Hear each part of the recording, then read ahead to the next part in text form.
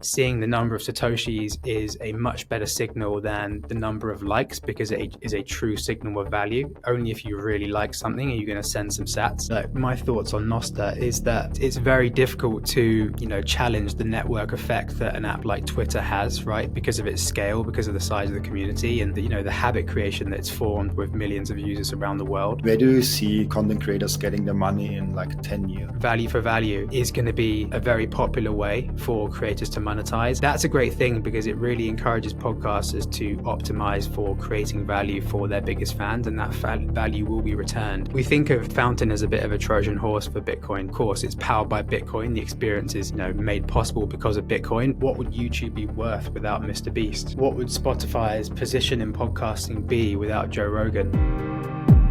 What did you do before you entered the whole space with Bitcoin and the Fountain app? Yeah, so before I started Fountain, I was working in advertising in London. So I started out in different creative digital design agencies, did that for a number of years. That was a lot of fun. Working in an agency, you get a lot of experience to different things, working with different people, high pressure environments. And yeah, but I got to the point with it really where, it was hard work, and I basically burnt out. And I kind of said to myself, you know what, maybe you should work client side instead of working in agencies. So that's what I did. I went to Nike and I worked there for 3 years, working in brand marketing, which was a great experience. Nike's an amazing company. I love sports, so it was the right place for me to be. To be honest, most of my time there was during the lockdown, so it was a little bit limiting, but it was in that time really where I had, particularly in lockdown, had a bit more time to think about what ultimately it is I wanted to do. And I always wanted to start my own business and be an entrepreneur. So that was a great opportunity to start exploring that. I think it's funny that in the COVID time, a lot of people started thinking and started pursuing their dreams, even though we were in complete lockdown. Because I did that myself. I started my social media back then. And how did you find Bitcoin then after that? Yeah, so I was aware of Bitcoin for a long time. I had people close to me telling me about it, and I guess I just wasn't really curious enough to explore it further at that point. And it was in 2020, maybe 2021, when price of Bitcoin was going up, interest was going up in Bitcoin itself, and yeah, it kind of crossed over with the beginning of Fountain. Really, we started Fountain. It wasn't always a podcast app. It didn't always have Bitcoin integrated, but it was really a case of right place, right time. We saw what was happening with podcasting 2.0, the new specification that allowed you to send micropayments in Bitcoin, and yeah, that's where I started. And from then on, it was really I started really by reading the Bitcoin Standard. That's obviously a lot of Bitcoiners have the same experience, but that was mine also.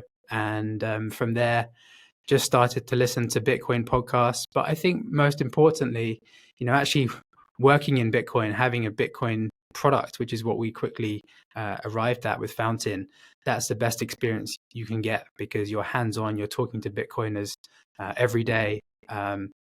And you kind of grow to understand how the Bitcoin thinks, and your mind expands from there, I guess. Yeah, in the beginning you said on another podcast, I think it was like a voice messaging app where you can send voice memos to each other, Fountain, right?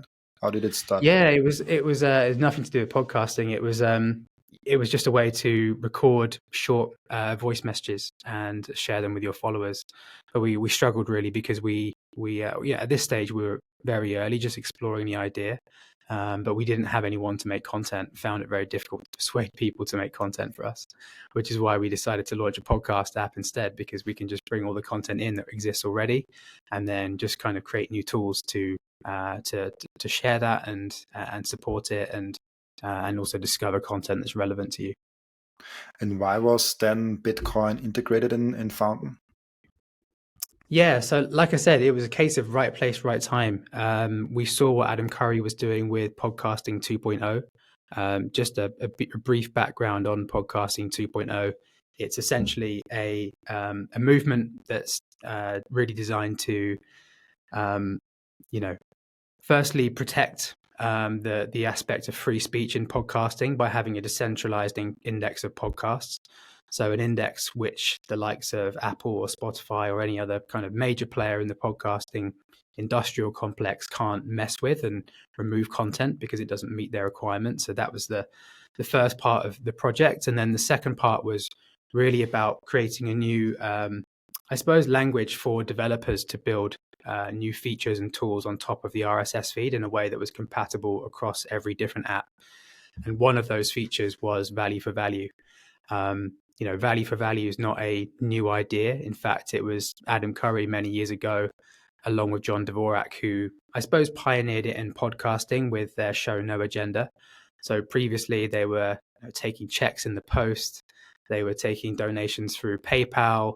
The show was always 100% audience funded. And the audience kind of instinctively knew that to keep the content coming and, to keep the quality of the content good, to support the show was necessary. Adam and John obviously did a lot of messaging around that to listeners to let them know.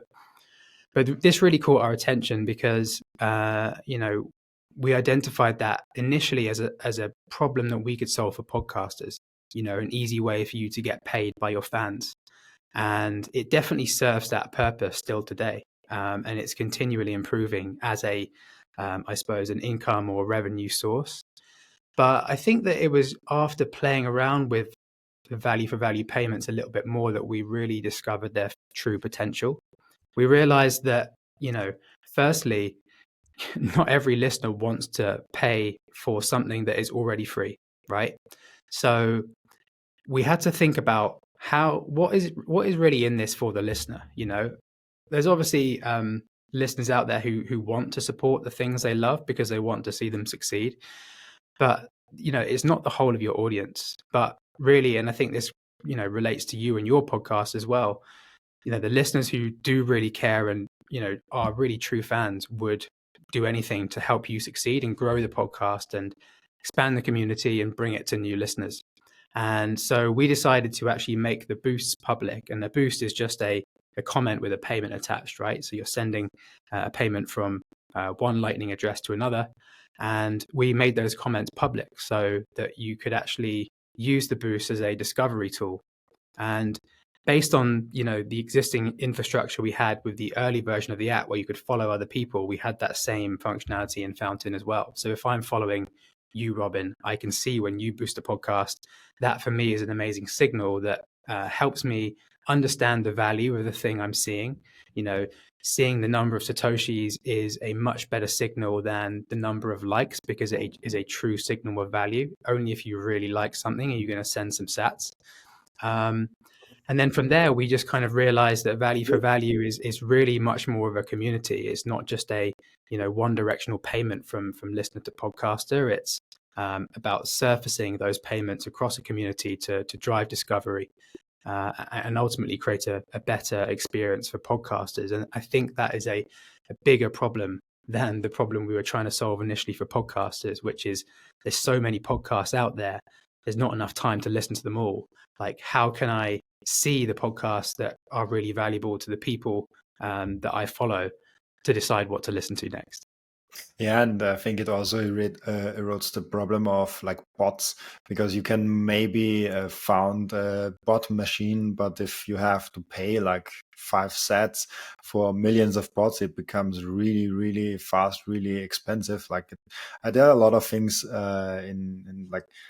I was in the early days also with the Nostra apps and other apps, and right now I'm more on like Fountain on Twitter, and not a lot on Nostra and other apps that are value for value. And I would love to have all the apps, like also Twitter, like integrate the like button, but maybe like an additional button where I can like tip Satoshis with a few clicks. That would be such an amazing experience. But it's not there. And I think that would be an amazing future. But I don't know if we come there, because it's like you have to pay for it. And Nostra how do you see Nostra and the Twitter thing? Like I find myself always coming back to Twitter, always finding the content more on Twitter and less on Nostra. Or do you have stats for like Fountain versus other podcast platforms like Spotify and YouTube? Do you see like how long are people on the Fountain app? Like, do you have any stats you can share? Well, I think just firstly, like my thoughts on Nostr is that, it's very difficult to, challenge the network effect that an app like Twitter has, right? Because of its scale, because of the size of the community and, the habit creation that's formed with millions of users around the world. That being said, though, it does offer a great alternative way to talk to people. And I think what Nostr has that Twitter doesn't have is the interoperability, to be able to, which regardless of which Nostr client you're using, to be able to hold those conversations across different apps. And that's something that we're really excited to leverage with Fountain as well, because we obviously see podcasters post their latest episodes on Twitter. There's a certain amount of conversation there, but it's not really optimized towards the listening experience, because you have this balance of, okay, I'm watching a YouTube video, but I also want to look at the comments. And actually, I don't necessarily want to be listening to a full podcast on Twitter. I want to just be using a podcast app. How can I have the best of both worlds where I can consume the podcast on the go, in the car, when I'm walking, but then also see all the engagement, the activity with the community there? And so quite soon we're going to be launching the next iteration of our Nostr integration, whereby if someone sends a boost on Fountain, that will automatically propagate as an activity event in Nostr. So, if you're on Nostr, you would see the boost sent from Fountain. You could actually reply to it from Nostr, and your reply would then populate in Fountain. So you can actually have conversations not only between Nostr apps, but also other products and services like Fountain. And I expect other, Lightning enabled, mobile applications to start to look at a similar thing, because that solves the problem of like cross app comments. How can we talk to each other across these different apps? And then, as for stats for listening, I think that, typically for your standard podcaster, it's a pretty much 50-50 split on listeners on Spotify and listeners on Apple Podcasts. Of course, there's a few other smaller independent podcast apps there. And we're really trying to break that, because, we just don't think that these apps are really optimized towards, a modern podcasting experience, that's enabled through the features that podcasting 2.0 gives us. So things like chapters, transcripts, and by the way, these are also built in an interoperable way as well. So as a podcaster, if you're uploading chapters or transcripts or anything else to your hosting platform when you publish your podcast, that listeners on any app are going to be able to interact with those features in the same way. That's not true of things like Spotify and Apple Podcasts. They have their own proprietary tools that don't work in that interoperable way. So we see podcasters who really get behind Fountain, seeing as much as 30 or 40% of their listeners on Fountain. And I think ultimately that's the best place for their listeners to be. I often see podcasters post on Twitter or Nostr saying, hey, latest episode of my podcast is available. Here are the links to listen to it on Apple and Spotify. And I always wonder, people know instinctively that when a new episode's out, it's going to be on those apps. So you don't need to tell them and send them the link. But really, if you're directing your listeners to Fountain, that is much more beneficial for you.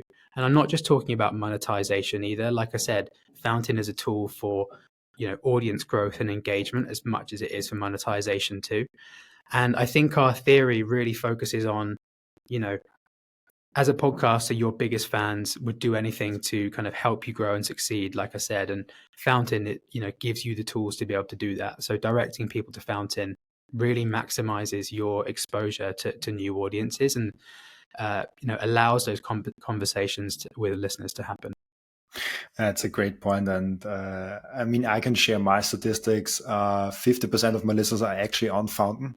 If I exclude Twitter and exclude YouTube. Like I also upload the video version of on Twitter and YouTube, but on just the podcasting apps, like most of them come actually from Fountain. I think this is also a reason because of the Bitcoin focus of my podcast, and it's still really small. Like I have like maybe 50 plays per episode in total just on the podcasting platforms, and Twitter like 500 or 1,000 because I have just my main account is there.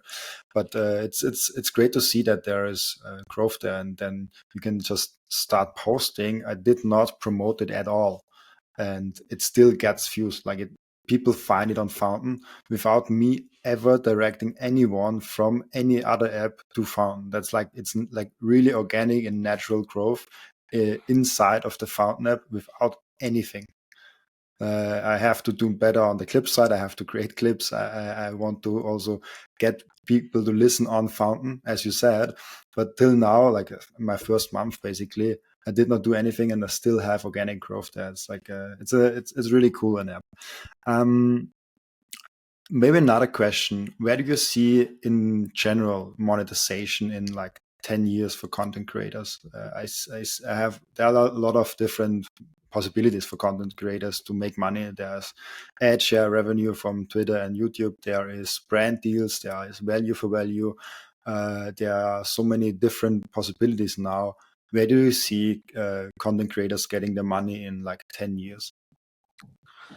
Yeah, it's a good question. I think that what we see now is a range of different options available for not just podcasters, but content creators more broadly to, get paid for their work. And I think that will still be the case in 10 years' time. It's important that creators do have options because, certain creators are comfortable with certain things and some aren't. And also some creators will have the opportunity to monetize through certain channels and some won't. An example of that would be, advertising. If you don't have a significant audience, you're not going to make any significant revenue through advertising because the CPMs are so low, right? Average CPM for podcasts is like between $20 and $30. So you need 1,000 listeners to get that money, and that's it's very difficult. And yeah, same thing as well for like, more sponsored ad reads as well. You have to be able to go to potential clients, customers and say, hey, look at this audience I have, look at the traction I have. The engagement's amazing. There's a perfect fit between your brand and the audience that I have. And I have, however many downloads per week. And, that's quite a significant goal for someone in their early stages to get to. It's really interesting to see what's happened with, the bigger deals in particularly podcasting in the last year or two.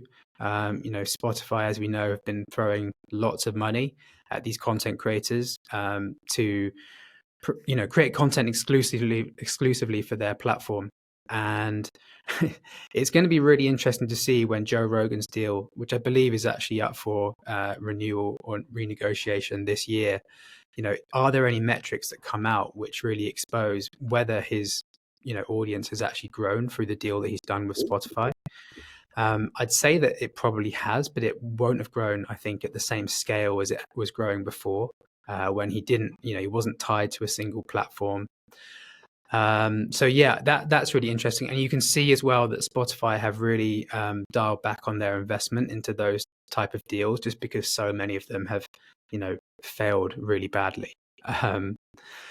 So yeah, and I do believe that, value for value is going to be a very popular way for creators to monetize. And I think the great thing about that is it's accessible for anyone. You don't have to have a large audience to be making money. And people often ask, like, what percent of your listeners actually are going to support? And I think Adam Curry's got some interesting stats here. He reckons it's around 4% of your total listeners will support you, which doesn't sound like a lot, but it comes back to, there's no ceiling on how much you can send to a podcaster. It's not like Buy Me a Coffee where you can set, hey, look, it's $5 or $10, or it's Patreon where it's like, hey, I've got a monthly subscription. It's like $10 for this, $20 for that. It's completely optional and it's limitless.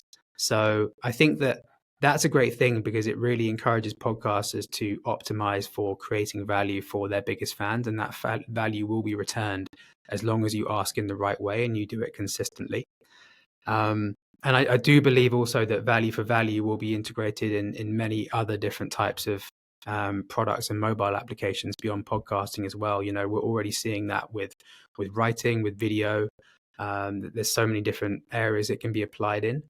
I also believe that we're going to see a lot of democratization in value for value in the next few years. You know, when we started, you had to have Bitcoin, you had to have sats in a Lightning wallet in order to be able to partake in this economy.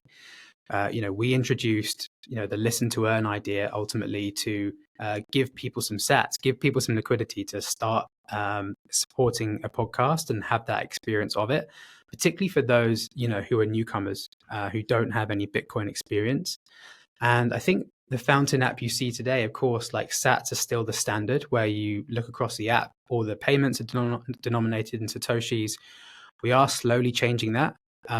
We believe that Fountain will always be powered by Bitcoin. Like, we're not going to compromise on that because Bitcoin Lightning allows us to do things with money that traditional fiat money can't do, such as streaming payments, micro payments, being able to split payments to multiple recipients. All of these things you cannot do with a credit card, you cannot do with PayPal. The question is, how do we open that experience up to as many kind of new Bitcoiners or non-Bitcoiners as possible by making it really easy to be onboarded into this ecosystem, so that all you need is to tap the side of your phone to deposit from your bank account or from Apple Pay, into your Fountain wallet and start supporting.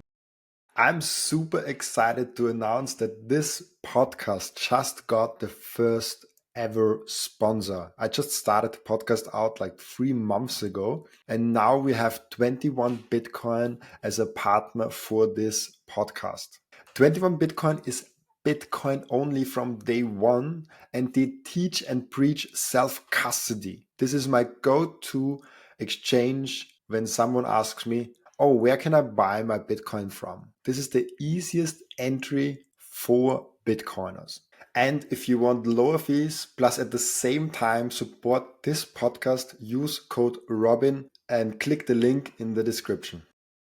Interesting. So you will keep the default value Satoshis, or will it be some other default unit of account, and you can choose whether it's coming from a Bitcoin wallet or it's coming from an fiat wallet? Well, yeah, that still remains to be seen. That part of the work has not been done yet. In an ideal world, upon first downloading Fountain, you can just choose whether I want to see payments or see currencies in Satoshis, in dollars, in pounds, in euros, in yen, whatever you choose. But ultimately, on the back end, those payments are still going to be powered by Bitcoin. That's interesting. What, maybe you can share what role did you see by now Fountain playing in orange pilling people? Because I think most people that find Fountain are Bitcoiners, but probably not all of them. Probably some found Fountain without having the Bitcoin head going on in the Fountain app. Do you see podcasters from not the Bitcoin world also being on Fountain and becoming friendlier to Bitcoin? Or how do you have some stories or experience to share in that regard? Yeah, for sure. I think that in the early days of Fountain, going back 2 years or so, we saw, the idea of value for value spread organically because it was being passed on from the podcaster to the listener. And it started, I'd say, mostly with podcasts which were about Bitcoin, right? Because the hosts were already passionate, they were already believers, they did not need to be convinced, and they were excited about the application of this new technology and wanted to share it with other people. We have seen that change over time. I think that the most important thing is that, we're not necessarily relying on podcasters or listeners to orange pill other people on Bitcoin, right? Because you can actually orange pill someone based on, hey, there's a much better podcast app you could be using. Or, hey, there's a podcast app where the things that you do, whether it be listening to podcasts, creating clips, creating playlists, you can get rewarded for those things. And I think those those promises are things that resonate with people who aren't Bitcoiners. So it's almost like, I suppose we think of Bitcoin or Fountain as a bit of a Trojan horse for Bitcoin. We're not primarily marketing ourselves as a Bitcoin app. Of course, it's powered by Bitcoin. The experience is, made possible because of Bitcoin. But the way that people discover Fountain is not necessarily for that reason. It's for the things I said. A better app, a way to be rewarded for your time fairly. So yeah, that's been really cool to see. And I think, particularly in the last year or so, we've seen a lot more podcasters, I suppose, join Fountain and start getting behind it as a platform that aren't in the Bitcoin space. And initially we saw this in, let's call it, Bitcoin adjacent categories, things like finance, technology, trading. There's a lot of those types of podcasts which are, popular on Fountain. But I think we're also seeing that spill over into other categories as well, like, sports and gaming. In a sense, those are categories that are also connected to Bitcoin in some way, because they're, the cultural spillover of Bitcoin into those genres and categories. But yeah, that we're definitely seeing more of that. I mean, in some way, everything is kind of connected to Bitcoin. If it's true money, and it will, like I have on my bios standing that I will not stop tweeting about Bitcoin till it's the base layer of our financial system. So then it will touch just everything. And I think also this having Satoshis for listening and creating clips and all the experience on Fountain could be a way to incentivizing breaking the habits. Like, I think there are people that like, oh, I listen to all my podcasts only on YouTube. I listen to all my podcasts only on Spotify. They are doing it for years and they're so used to it. And breaking that habit needs some sort of incentive. They're like, if either they are having a bad experience with the platform, and YouTube and Spotify, I think they are doing a hard job of not giving them a reason to leave their platform with a bad experience. So they need some incentive to leave it. And I think getting paid for listening, even if it's just a few sats, and this few sats can be worth a lot of money in like 10 years and 20 years of time, can break this network effect of this big network apps and podcasting apps. Yeah, I'd say as well that people I think resonate with the idea that the big tech companies are essentially buying and trading our attention without our permission, through the advertising businesses that are built on platforms like Twitter and TikTok and Facebook. Our attention is bought and sold, and we're not party to that at all. We just we're just given the ads. We're expected to I guess put up with them. We're even asked on Twitter to pay to not see the ads, which is, I think, going to be more common across more platforms in the future. And I think that's just not the way it should work.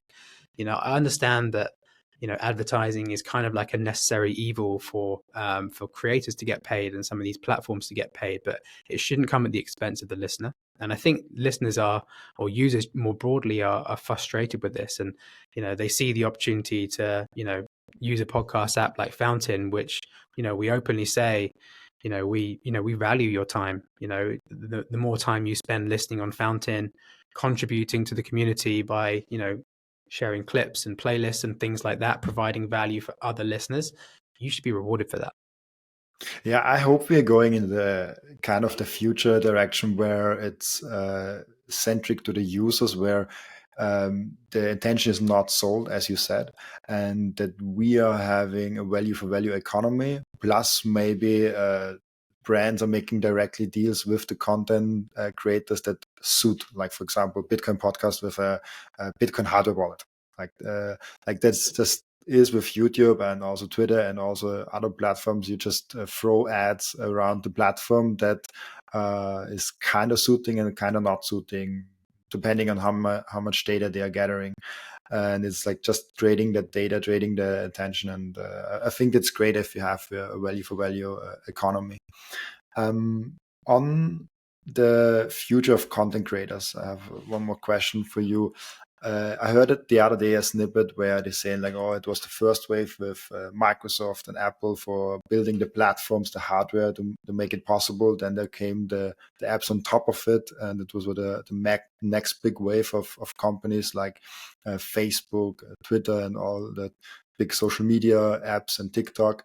And now the next stage is where content creators are in the center, because if you have all the outlet, where do content creators, how does the future for content creators look like in the next 10, 20 years? Can they be the next Googles and Facebook? Because I see, for example, Mr. Beast like having an amazing, great audience, beating Netflix with viewership numbers, having an amazing economy and an empire around him. I mean, he is just one example, and there are like Joe Rogan basically is also one example, as you mentioned before, where content creators are more and more in the center of those economies, and they are getting to be all of the sudden billion-dollar companies just creating content. How do you see that coming in the next years?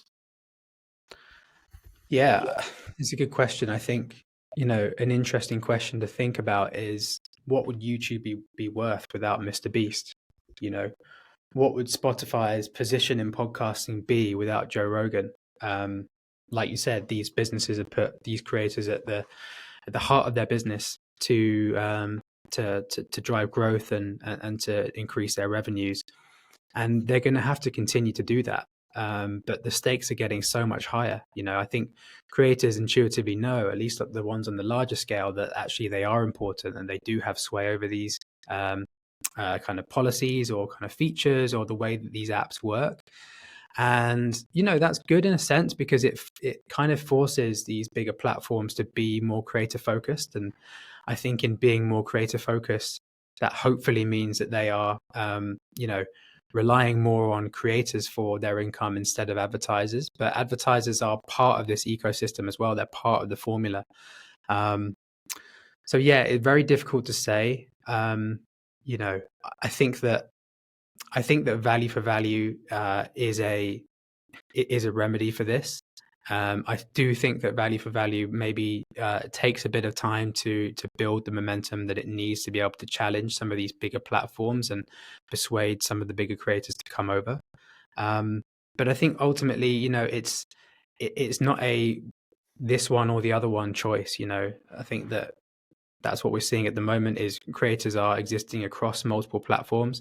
At least the ones, without these kind of exclusivity deals are using multiple platforms, and they need to, right? Because they can drive reach and they can drive engagement in different ways across different channels. So yeah, it's, deciding to, put value for value at the heart of your strategy as a creator is, you're not compromising and you're not limiting yourself anywhere else. You're just giving yourself another avenue, another opportunity to grow and to learn. And it's also like the idea of having a single standard in between, and having apps built on that standard, and can like being able to follow a creator wherever you want, just having the best client for your experience. But the creator has Nostra as the single source of like the protocol layer, and can contribute there and can spread it everywhere. That's an amazing thing. Also, as a perspective from a content creator, because I have tools that allow me to spread my content all over, and sometimes those tools fail. Those tools are expensive. It would be just way better if there's like one protocol, one layer, one way to upload it, and then it's spread all over, and the best client wins the people over. That would be basically the idea that I would love the most. In that sense, what is next for like Fountain and for the creator economy on Fountain? I think that the top priority for Fountain always has to be focusing on doing the basics brilliantly well. We have to deliver the fundamentals. We can't get ahead of ourselves and kind of get lost in all these new innovative new features if we can't do the basics right. So that's always going to be number one. I think secondly, what I mentioned before about making value for value more democratic, more accessible for people, almost like de-Bitcoinizing it on the front end, so that it does resonate with a larger audience is great. That's something we're going to continue to do once the technology is there for us to do it in a compliant way. The other thing too is, just really focusing on that goal of like, how can we help podcasters and creators more broadly grow organically, by getting them to really power their content through their community, through their fans. So building more tools and features that allow that organic growth to happen. And I think the last thing as well is looking at how value for value can be applied to other mediums. So, we've not been quiet about our intention to go into audiobooks. I think that audiobooks are, an area where it's kind of ripe for innovation. If you look at what Audible is doing, what other kind of audiobook apps providers are doing, it is quite limiting. Again, they have like a very utilitarian purpose where you go onto Audible, you buy your audiobook, you listen to it, and then you close the app. There's no kind of engagement, there's no social sharing, there's no community, and there's just kind of, I guess, no spirit at all to it. And we want to change that. We've kind of already started that process with podcasting, and we're seeing that start to happen now. Podcasting is like, started to come alive through what we're doing, or at least we hope so. And yeah, we want to apply that to audiobooks and potentially other mediums in the future too. That's great.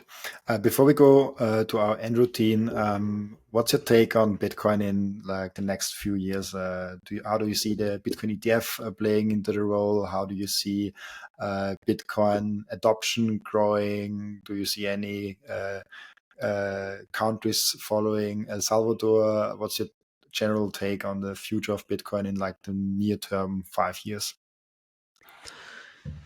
Yeah, so I think that the ETF is it's a good thing for Bitcoin. I think we maybe over anticipated the short term impact of the ETF, particularly when looking at price. But obviously, price is not everything.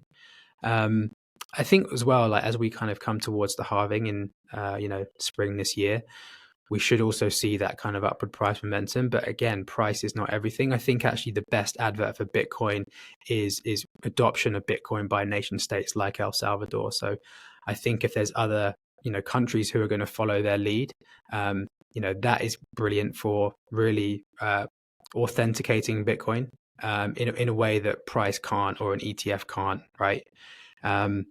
So yeah, that's my hope. That's what I hope to see. And there are obviously economies around the world who are in desperate need for Bitcoin. We know that very well. So yeah, that would be my hope. But yeah, I think more broadly, thinking about adoption of Bitcoin Lightning, this is also something that we hope to see spread rapidly. And of course, nation states adopting Bitcoin as a standard has a massive impact on adoption of Lightning too. We've seen that in El Salvador. If you look at like the number of like transactions or like adoptions on adoption of Lightning wallets and the volume of payments in that time, it spiked massively. And that's definitely a great thing. And I also just think that hopefully there are going to be more big companies that build Bitcoin into their strategy. I'm personally a massive fan of what Cash App are doing, because they ultimately have, a money app which is really built on Bitcoin, but is not necessarily, you might not think that. You might be using Cash App, but not using it for its Bitcoin properties at all. But you also have the option to kind of make payments over the Bitcoin Lightning Network, which is amazing. There's layers to that product that I think people will discover over time. And I hope we see more of that in the world of tech. Oh, great. We have an end routine in the podcast where the previous guest asked a question for the next guest, and it's an interesting one. I could not even answer it myself. What would make the central banks sell gold and buy Bitcoin? Yeah, it's a big question. It's a big question. Yeah, I don't know. It's a very difficult one to answer, I think. I'm kind of stuck on that. I mean, the bigger thing is also when when central banks realize, oh shit, Bitcoin is so coming that they realize they have to sell gold and have to buy Bitcoin, it's kind of, are they really giving up control? Because why do we need a central bank if we have a Bitcoin standard? In that sense, it's also an interesting question. It's the background is it comes from a previous guest, and but that time the episode will already be out, and he is also a big gold guy. Like he's gold and Bitcoin, and we had some debates, and I asked him in the end what wouldn't make you go Bitcoin only and sell all your gold. And he said if central banks start selling gold and buying Bitcoin. And then he gave the question to the next guest, like what needs to happen in order for that to happen. But I like that's an interesting question to think about. But in some sense, if Bitcoin is really sound money, it will come eventually, I think. But let's see. Where can people find you the best? Where can people get in touch with you? Yeah, so if you're not listening on Fountain already, you can download Fountain on iOS and Android through the app stores. You can find us on fountain.fm to learn more. You can also follow us Fountain_app on Twitter. You can also follow me personally, Nick Molster, on Twitter. And yeah, give Fountain a go if you're not using it already. Get in touch and let us know what you think. Yeah, it's definitely worth trying out and also putting the podcast on there. It's a great experience. Thank you, Nick. Thanks for having me, Robin.